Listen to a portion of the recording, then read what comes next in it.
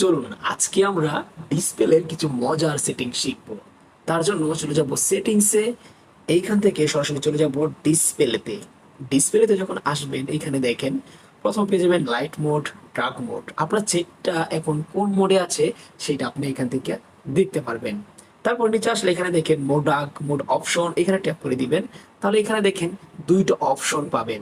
প্রথমটা হচ্ছে just wallpaper to dark mode, just text and backgrounds automatically.